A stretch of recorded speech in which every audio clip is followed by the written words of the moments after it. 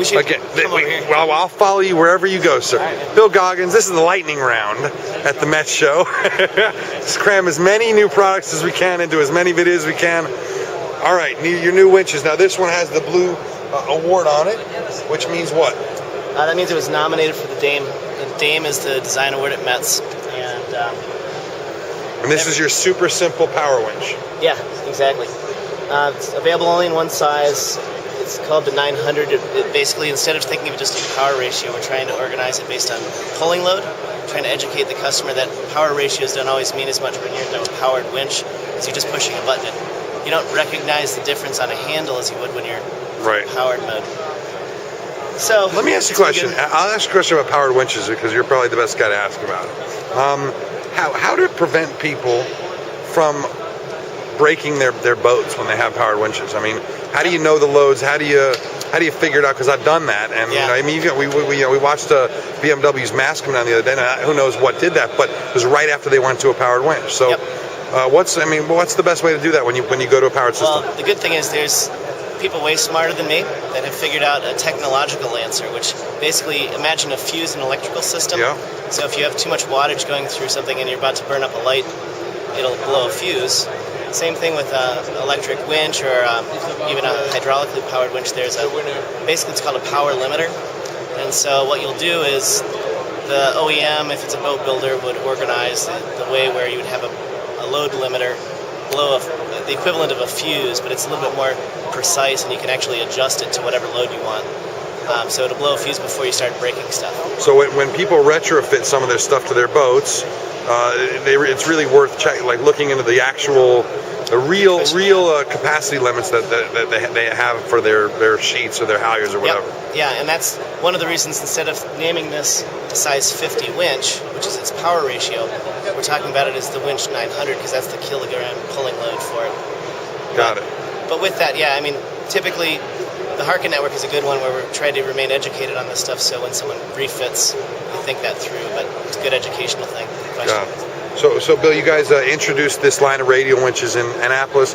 Yep. How's the reception been? And rock and roll. Yeah. It's been really good. The thing that a lot of people in the non-trade world might not realize is, the majority of winches are being purchased by a small group of people. It's the boat builders. There is a decent aftermarket, refit segment, but you go out and look in the water, and some of the most competitive boats still have variant winches on them from 70s and 80s. So it's a predominantly an OEM-oriented and a really durable item. Very much so. And so what we did was we designed for the needs of the OEM, and those guys had a very specific set of parameters. And from the ground up, from the inside out, everything was rethought with that in mind. And it wasn't about making a winch cheap. It was about making it right in terms of what the needs might be for, everything from the shipping weight to, because they're about 25 up to 50% lighter depending on the winch, through to safety and the use. So we talked about that, how the top plate is so smooth, where you don't hurt yourself when you fall on it anymore, not as much. Even more so than that, we'll look at this and then I'll compare it to an old winch. Right. Say you have a powered winch where you're moving things, and this is the moving part, and you have my son's out there and he puts his hand on the top of the winch, he can't pinch his little fingers anymore. So that's kind of we call it the full steady top, so it's a safer arrangement, which is very good.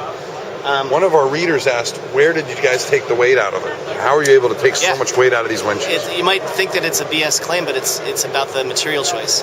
And the main ingredient, the real weight, is in the base, the inner stem that holds the main load of the winch. Right. We went from bronze to aluminum. And then the next question, which a lot of people might say is, well, that sounds like it might be weaker. I'm a little bit concerned about that. But you have to realize that every single Grand Prix winch from the ones on Oracle and Alinghi, they're all Harken, and they're all machined aluminum bases. They are. So loads is not the issue. It's about proper engineering, and proper use of materials. So that's the real weight savings is going from bronze to aluminum, and then in a few places using composites, injection molded smart plastics like we've got with the carbon blocks and things. So like the self-tailing and so on. Yeah. The other parts with it, back to the idea of what the OEMs need. Think about lean manufacturing and mechanized installation. They want to make it simple. yesterday it took, 2 people to install a winch or anything, because you need someone up top. First they have to take the drum off, then they put the bolts through, and then you need him to hold the bolt, and then someone else to go below and put the nuts on, and washer and nut on. It takes a lot of man hours, and that's dollars and cents. So now you don't have to take the winch drum off. You just pop the skirt off, and you can put a hex head bolt in. There's a keyway, and the hex head bolt will remain captive. You put the skirt back on. One guy can set it on the deck, and then go below and put the fasteners on.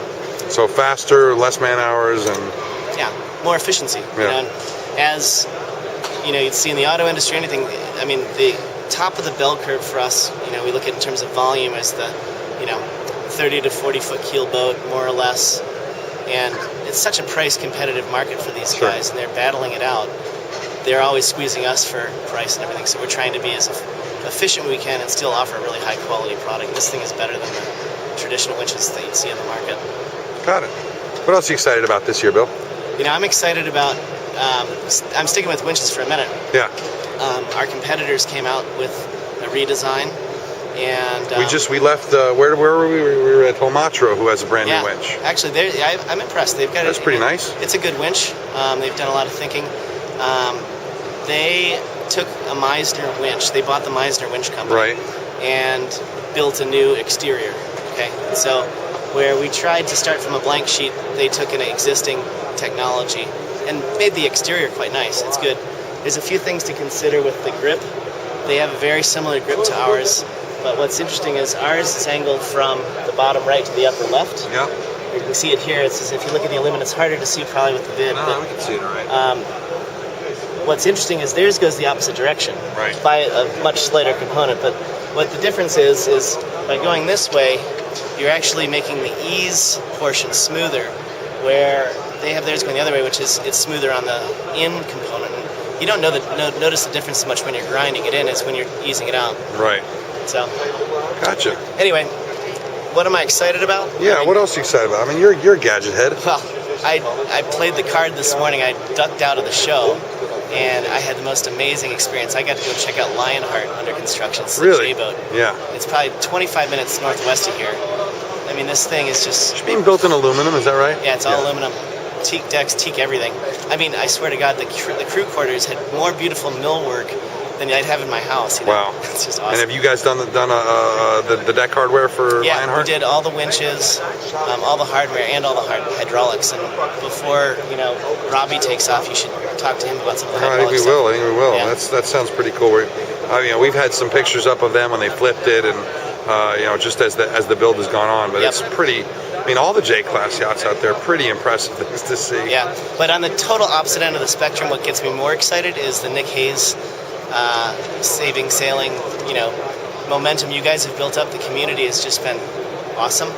Right on. And if you haven't, maybe you have a hot link right next to the Nick Hayes stuff. The saving sailing movement is something that we really all need to be behind. Have you been hearing a lot of good stuff about it since the boat show? Yeah, since the boat show, since you keyed in on it, and got the guys in Sailing Anarchy behind it and everything, it's just been, Scott's been behind it for 2 years since we were talking, and we need that. I mean, you can talk about big stuff all day long, but it's such a minute component of what the sailing world is really about. That's what's really important. So that gets me really amped. Cool. Yeah. What do you think about sort of the difference in the Mets show to any other kind of boat show you've ever been to?